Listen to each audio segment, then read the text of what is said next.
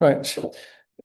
Welcome, everyone. My name is Jamal Khan. I'm a senior tax partner at Churchill Tax. Today's webinar is mainly focused on speaking about some tax planning options that I've come across recently.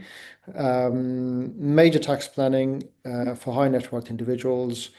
The idea is to me briefly talk about it and then answer any questions from the panel. And if you've got any questions in the meanwhile, or if you, as I'm speaking, please ask me. We've got about 45 minutes, and I want to make sure I cover everything. One of the participants saying I can't hear him. Can everybody else hear me? Yes, we can. You can, right. Okay, so if you're not speaking, can I ask you to mute yourself, please? Because I can hear some background noise. Somebody's having a telephone conversation and somebody's. So if you mute yourself, that would be fantastic. Thank you.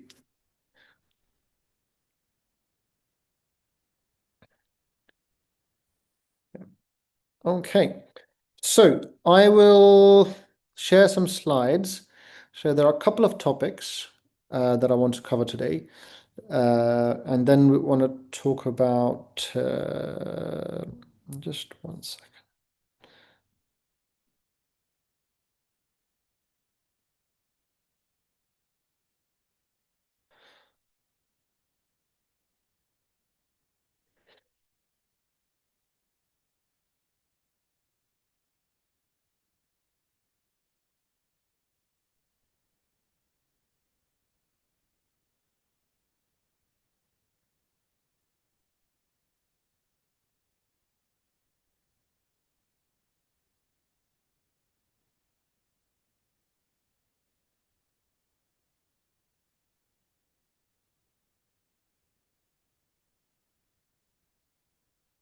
Let's do this.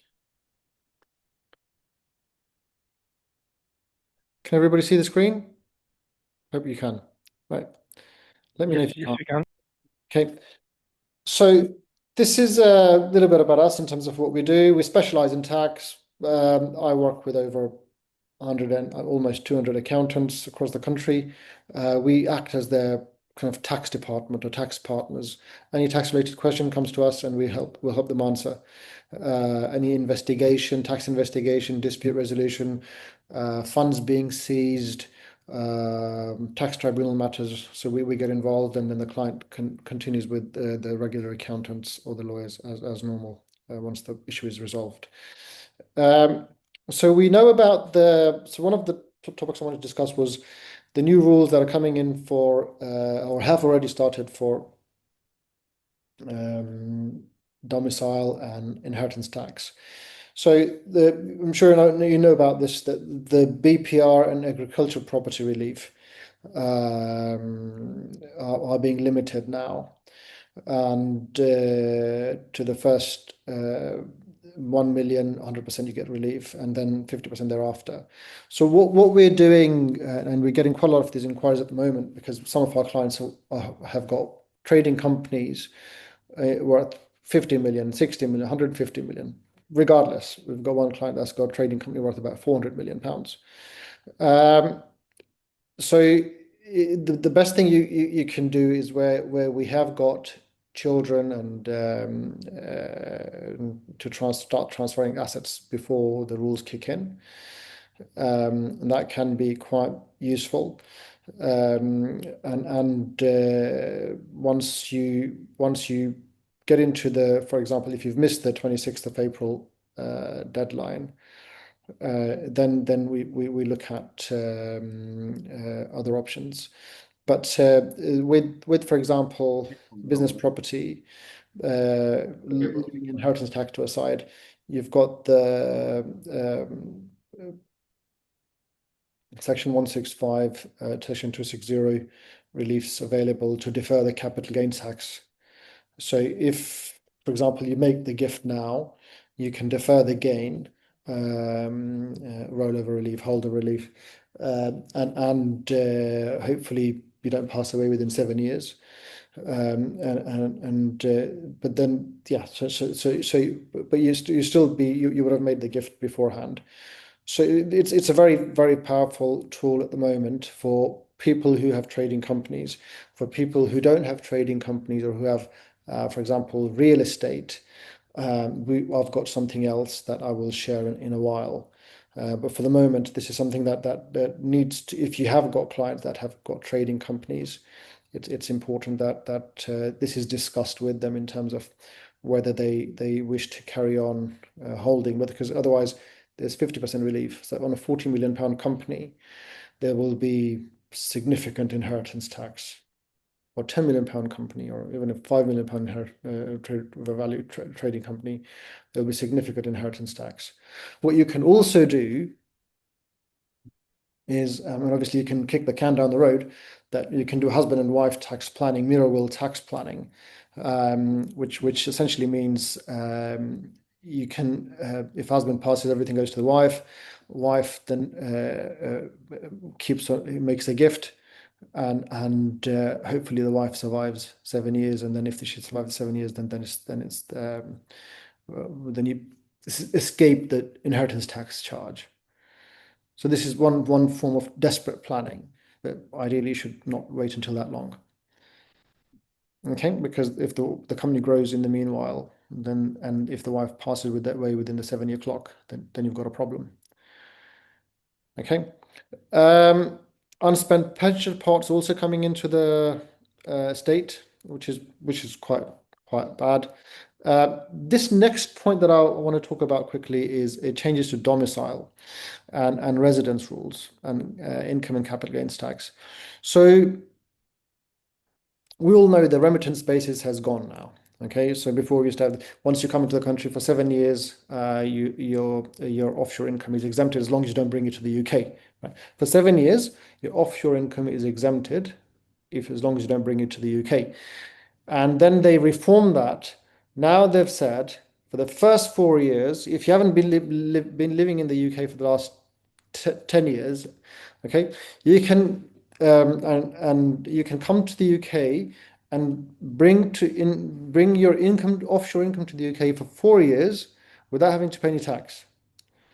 Okay, so this is very useful. Actually, what happened was one of my clients recently, who's quite wealthy. He's been working abroad, and for the last 30 years or so, he's accumulated some massive wealth, and he's now looking to move back to the UK for a short period because his daughter's going to be in the UK studying. And for him, it works out quite nicely because he will be here, he can bring his income in, he doesn't have to, and all his income is overseas. He will not have to pay any tax in the UK. Simple. After 4 years, yes, you do, but then at that point you may decide to go out, or you say, for example, if you've got you're an expat, and I'm just saying, and you've got uh, large funds available abroad uh, uh, that you've accumulated over the last X number of years. You come into the UK for the next 4 years, bring everything into the UK, and then don't bring too much money into the UK. So this is something very, very useful. Um, For inheritance tax purposes, from once again from 5th of April this year, individuals resident in the UK for the last 10 out of 20 years are subject to inheritance tax for both the UK and non-UK assets. Okay, so they will then remain within the full scope of UK inheritance tax for the next. Yeah, so so before you could do dom and non-dom and offshore assets are exempted, but now if you've been there for long enough, you're taxable in your global assets. So you need to be speaking with your clients, especially as I said, this is the webinar is designed for high net worth individuals. If they've got assets, I mean, we've got one client that came into the UK recently, worth about over 80 million pounds. And so we had to make sure an offshore the assets are taken out of his name before they come into the UK, because we don't want any kind of hassle once. once they start here. And plus, we've taken advantage of this 4-year rule as well to bring income in for the next 5 years, for the next 4 years, without having to pay any tax. But this is for high net worth individuals. This is a very, very good. Normally, we don't get something like this in the UK, where things get bad. But this is good. But I'm hope some people say 4 years are not enough. Maybe they extend it later on. But let's see. Did I see a question somewhere? No. Because my screen is all covered because I'm sharing my screen. If somebody's got a question, maybe you can speak up. Okay. Another option that I'm getting more and more involved in is transferring properties into limited companies. Um, and I spoke with somebody today, I spoke with somebody yesterday. I'm doing incorporations for a couple of other people. And I'm also dealing with tax investigations into incorporations that were completed by some of the other accountants that we work with, but they didn't do it properly. And now the clients are having massive problems because of once you get this wrong, the tax is not going to be small. If you get an incorporation wrong, you're going to have to pay. My client, one of the investigation cases that we've got, the client has got about £700,000 of capital gains tax and 350,000 or £300,000 of stamp duty. So generally, what people get wrong on transferring properties into a limited company, I'll just go through the basics and then you guys can ask me questions. Is First of all, there has to be a sufficient number of properties to transfer into a limited company. Okay, you can't do it with 1 or 2 properties or 3 properties. Very difficult to justify. Some people do it. For example, if it's 3 HMOs, then that's fine. HMOs are not easy to manage, right? But if it's 3 just AST properties, it's very difficult to justify. Assuming the client has enough properties, say 7, 8, 9, 10, 11, 12. One of my clients that I'm speaking with currently, they've got 40 properties. So for them, it's very easy. But there still has to be there's a process that you need to follow for transferring properties into a limited company. One is that you have to watch out for capital gains tax and stamp duty. Capital gains tax is essentially payable because it's a connected party, limited company, and stamp duty is also once again connected party. But there are reliefs available against both of these.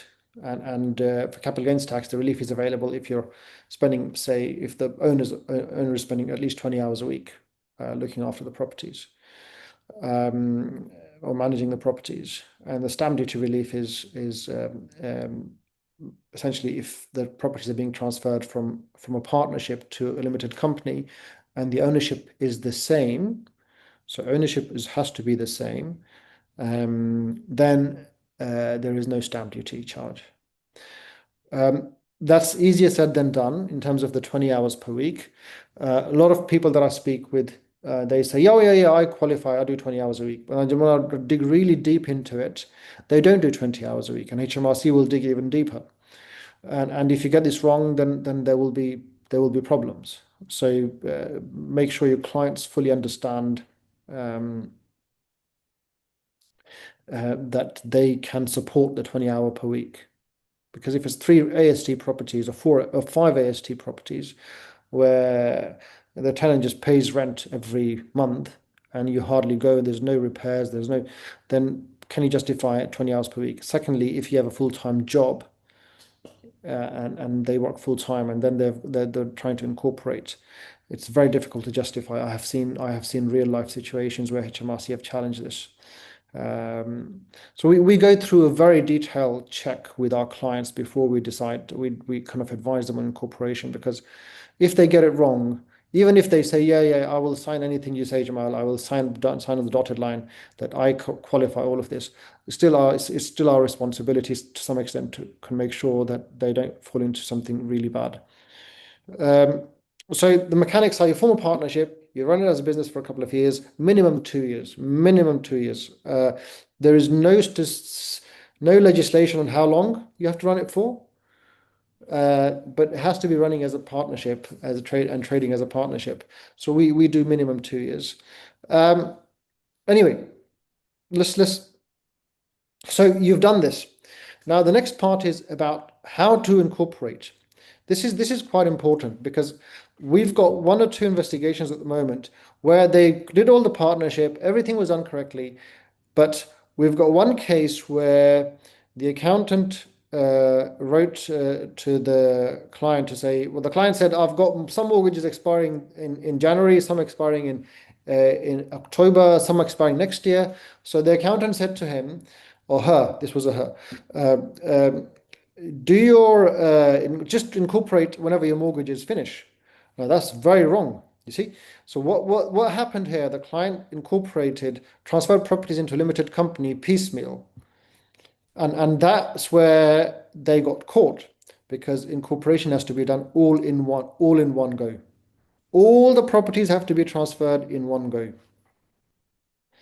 Okay, if you don't do that, you don't qualify.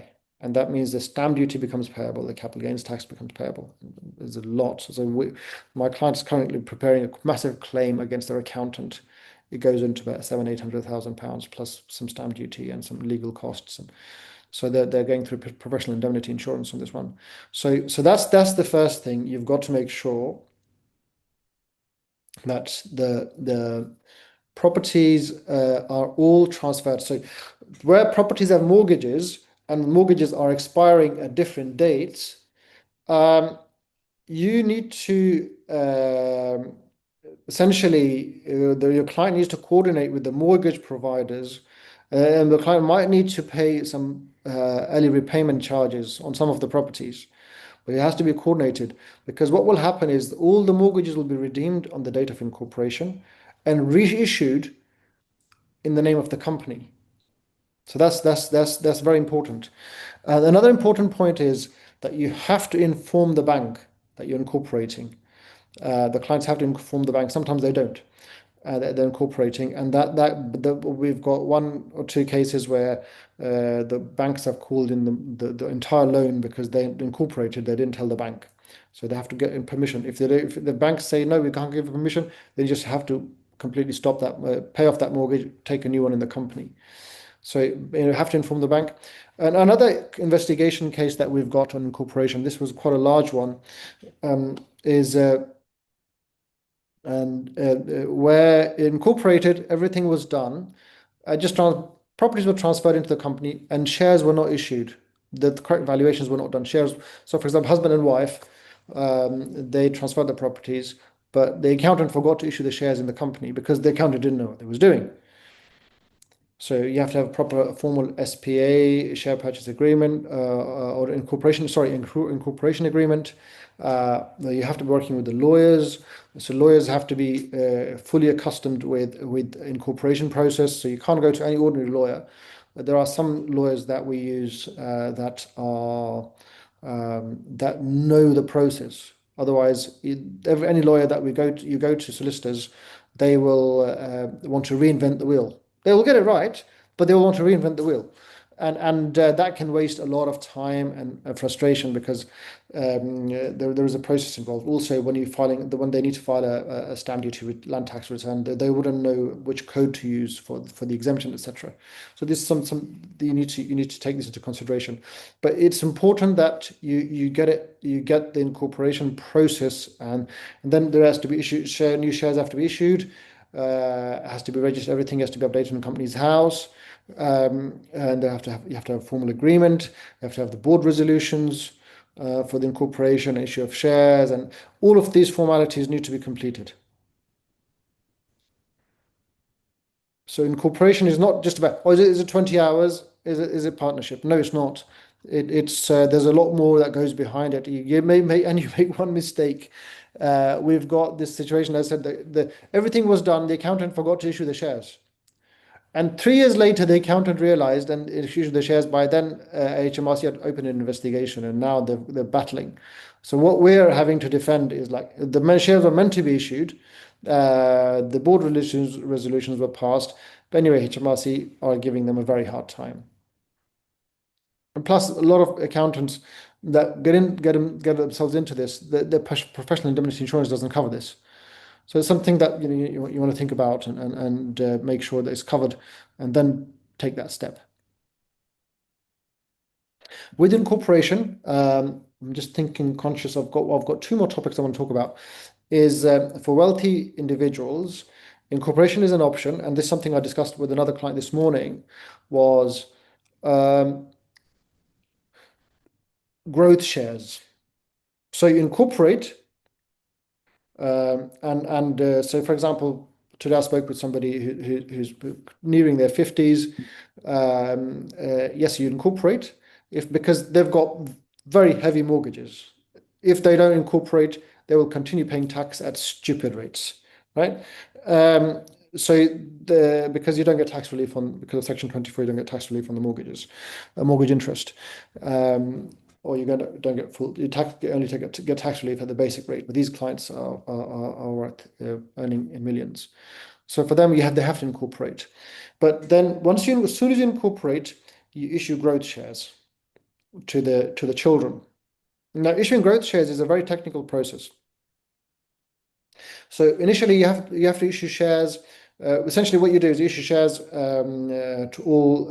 Add, for example, the children. The children. There is no age requirement for the children. So, for example, it could be a minor child. It could be 14, 15-year-old. It could be a 10-year-old. It could be an 8-year-old. Doesn't matter, right? So issue shares, and these are new shares that have to be. For example, the current market value of the company is 5 million. Right? Market value of the properties in the company, net value. And if the and so we issue shares, new shares, which are above 5 million. So these shares have no value until the price of the company, the value of the company reaches 5.2 million, for example. I'm just saying, there's a gap of 200,000. So so these shares will have no value.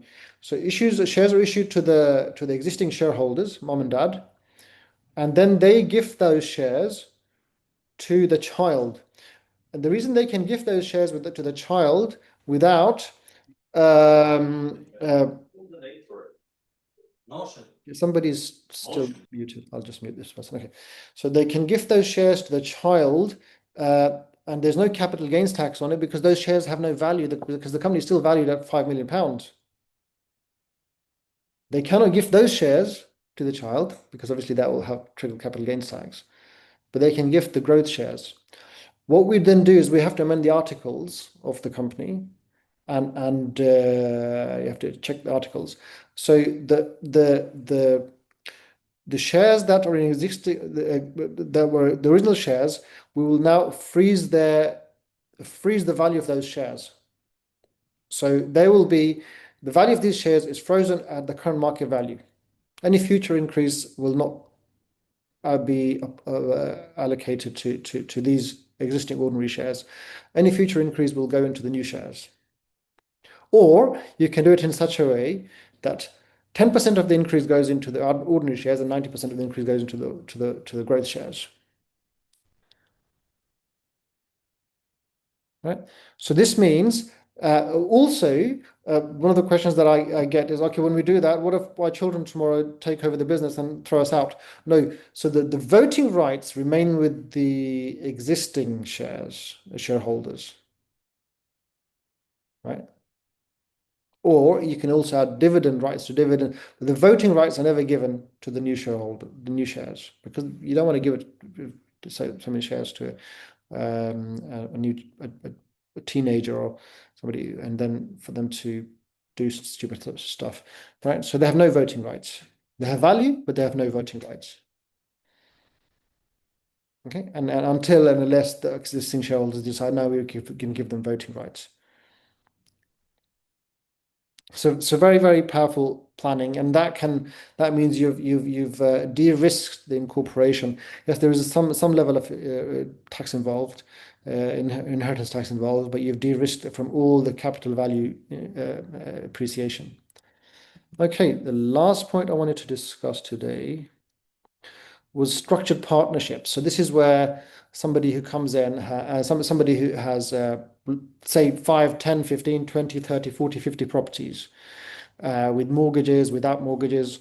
What we can do here is we can set up a partnership between a husband and wife. So if this somebody who has that much wealth will be essentially, you're facing income tax problems, you're facing inheritance tax problems. So you can transfer this. You can set up a partnership between husband and wife. You can add children to the partnership as well.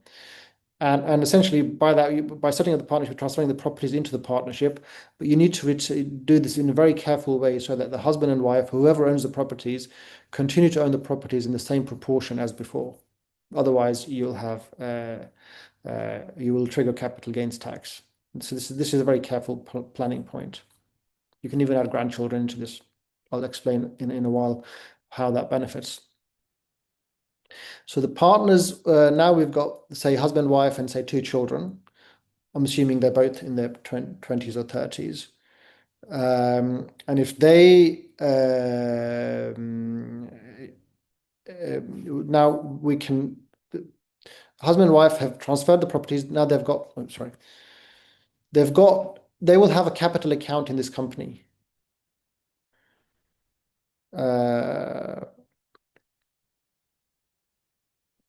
Yeah. So they will have a capital account in this partnership, right?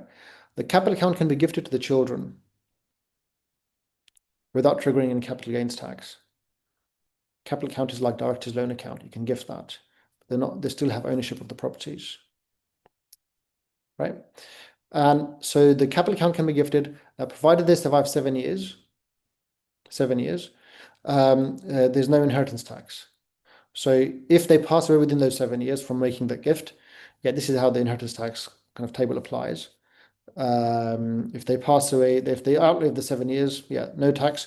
Within the first 3 years, if they pass away, the inheritance tax is at 40%. The 3 to 4 years is 30%, then 40 for 20%, and then 10%. And then after 7 years, it becomes zero. Very, very powerful strategy. Now they've got children as partners. The income can be allocated to their children as well in the partnership.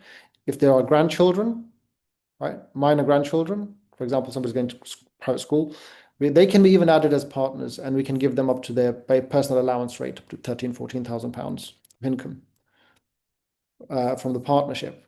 That means the grandparents, the husband and wife, don't have to pay any tax on that.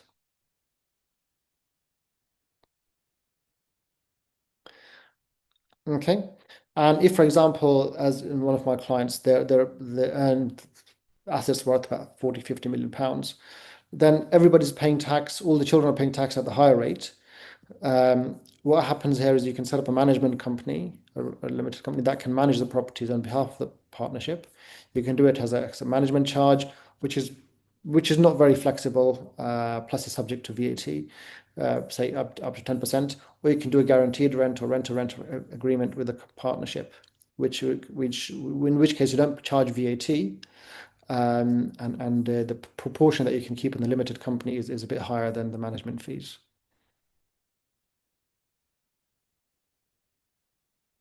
Okay.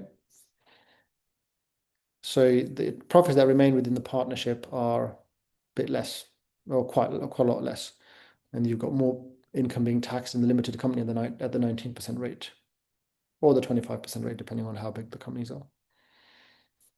Very powerful strategies. I think I will take about 15 minutes left, so I would like to take some questions, and I would ask that please speak openly because you're here for a reason. And this was supposed to be a group discussion and a panel, so we can discuss things, and I can answer questions. And if you've got anything that you want to talk about to me privately, you've got my details here. So you've got my details here, my telephone number, but please ask questions. Does anybody have any questions? Anything you want to share? Any client's experience, any client situation that you want to share? More than happy to do so. You don't have to take any names. Just give me a rounded scenario, and I'll see if I can answer for you.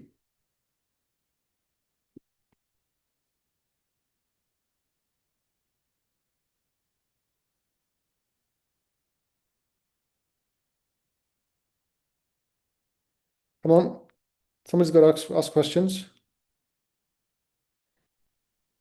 I had a quick question. On the structured partnership, where you said that husband and wife own the properties, transfer it to convert it into a partnership, including children and grandchildren as their partners. Um, the question here is, normally, when it is between husband and wife, normally there's a requirement for Form 17, jointly held properties between husband and wife, because there's a partnership.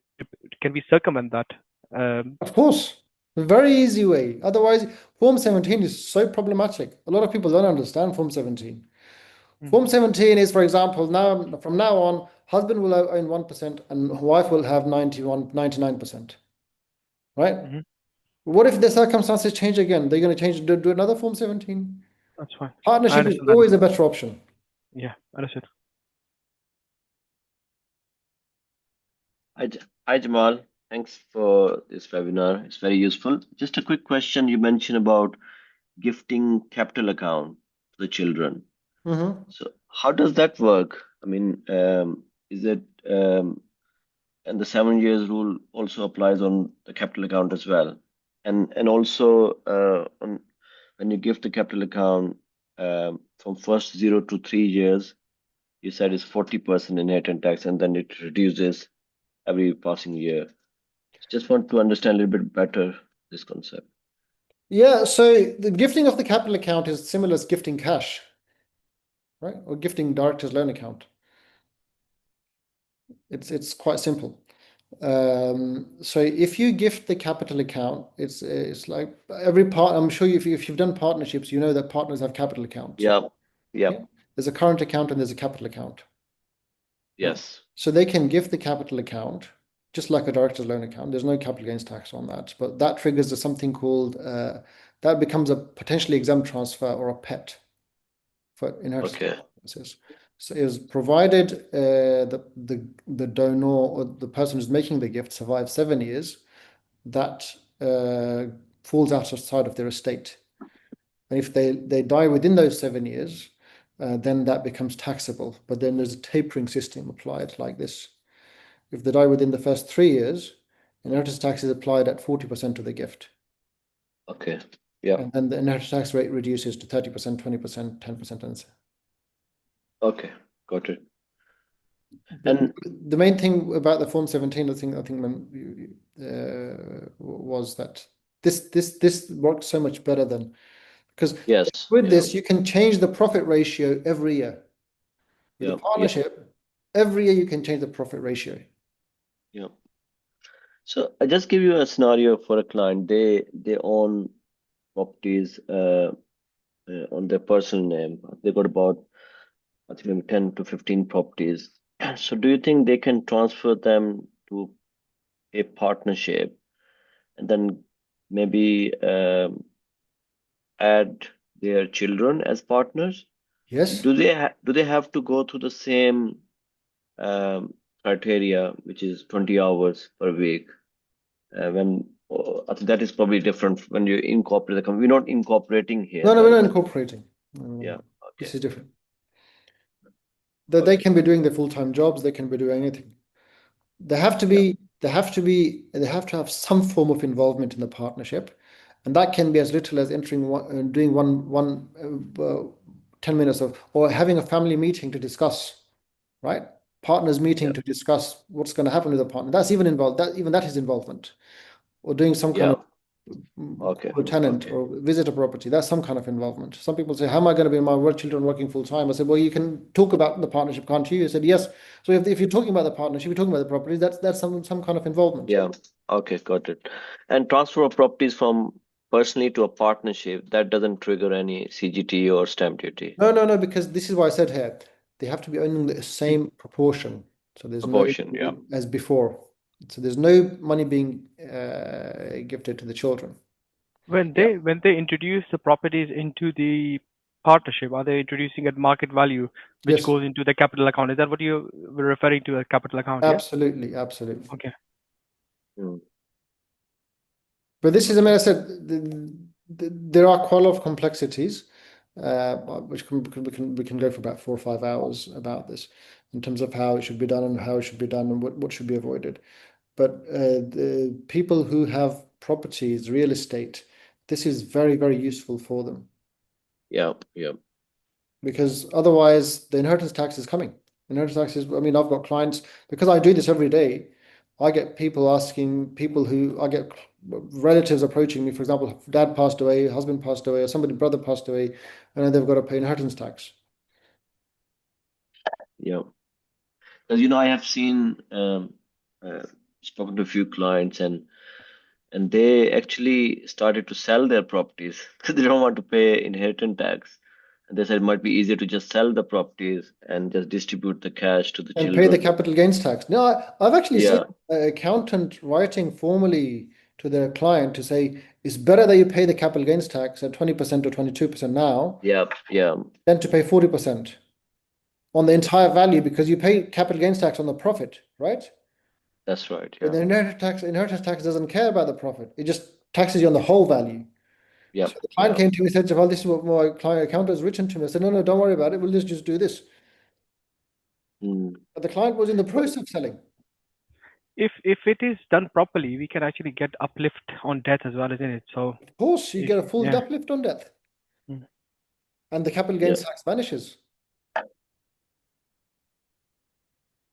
And what's the process like? So you set up a general partnership, you involve the lawyers to do so, to transfer the properties, and uh, so No, so no, so you you don't have. need to involve any lawyers to transfer the properties because the Yeah. partnership cannot own a property on its own, right? The All right. partnership can never own a property. The properties are always owned by the partnership. It's just that now you Oh, register a partnership for HMRC purposes.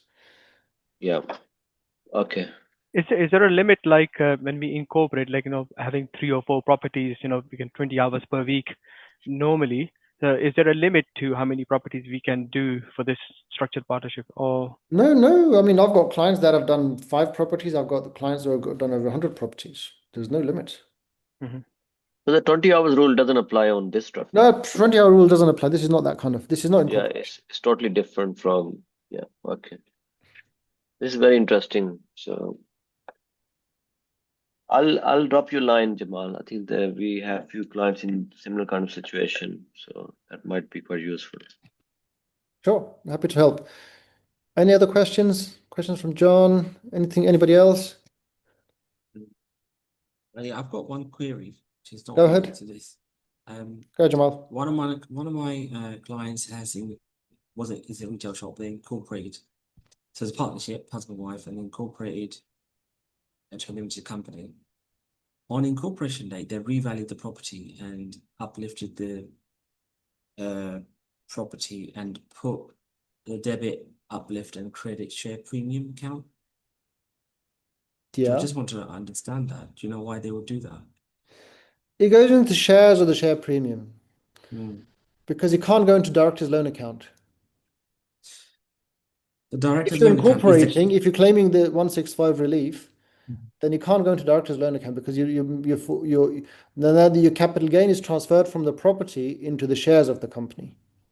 Yeah, because it's the same trade, there's no capital gains. So what they're saying is that the Was it a partnership trade company, corporation or was it a property incorporation? the entire business has incorporated. So this is a full business, not the properties. But it does have a valuable property in the business, Right. in the Yeah. property. So what you do, maybe they So should have thought about it. They could have done the other way around. So if they didn't have properties, or if it was they didn't have properties, they should have done it in a way that claim business property relief.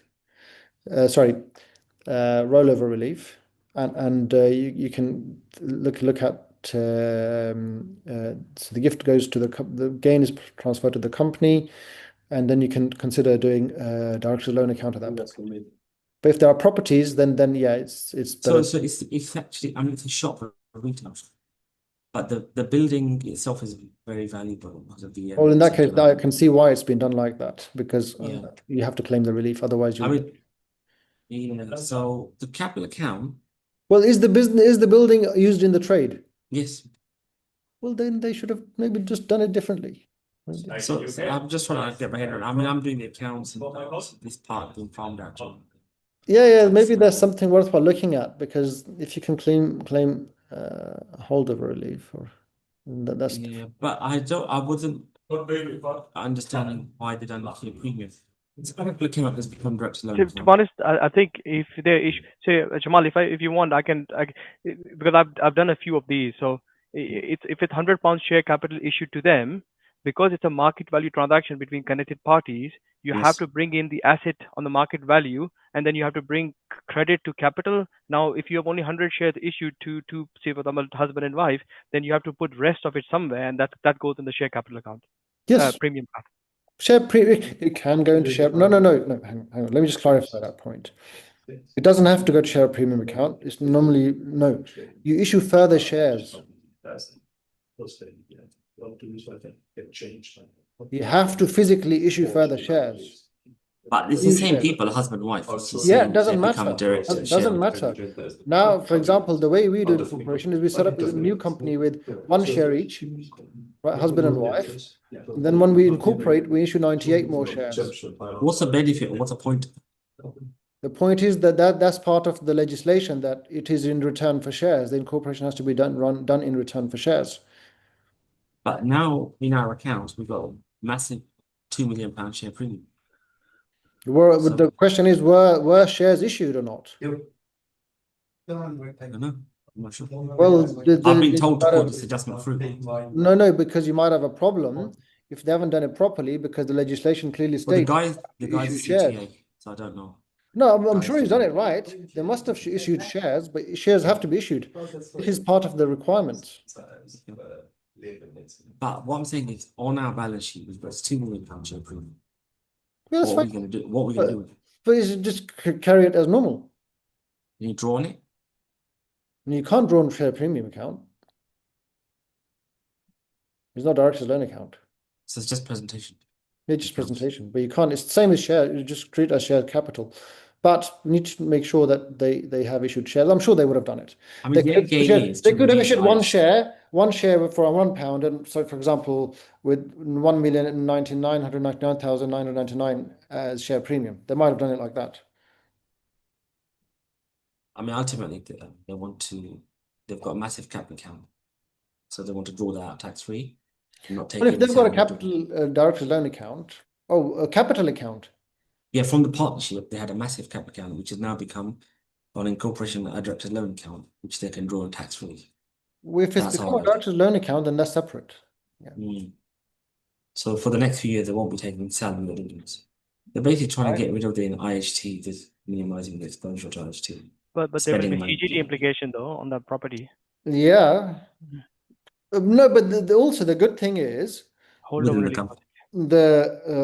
Well, it looks like holdover relief wasn't claimed, but anyway, that's something. But when you incorporate, the properties in the limited company are sitting and now transferred into the limited company at market value. So if you decide to sell the property straight after incorporation, there's no capital gains tax on that property. So, for example, I bought a property in 1960, right, for £5,000. Now it's worth 10 million, right? So if I sell it now, my capital gain will be 10 million almost, because 5,000 minus 10 million minus 5,000 is almost 10 million, right? But if I incorporate and then I sell it the next day, then there's no capital gains tax to pay at all. So basically, you get the incorporation relief. There's no CGT payable, right? Yeah, because the company has bought the asset at the market value. Yeah. And in return for those property, you issue new shares. Would be like maybe, as you said, £1 each, and plus maybe around 9.9 or whatever, about 10 million of share premium. Absolutely. Yeah. All right, that's fine. Thanks. Excellent. Any other questions from any of the panel members? Don't be shy. No, Jamal. Thank you very much for your advice. Great. Excellent. Okay, well, Thank you. everybody, I'm here. You've got my contact details. Most of the people here kind of know me. So yeah, once you've got my telephone number as well. So if you give me a call if there's anything you want to talk to me about. And thank you for joining. Maybe we'll do another one next month. I think the next month we'll do is more about tax disputes, HMRC investigations, and how to handle them. Jamal, can you also share these slides? Can I share these slides? Of course I can. Just send me an email. I'll share them back with you. Okay. Great. Thank you. Thanks a lot. You take care, guys.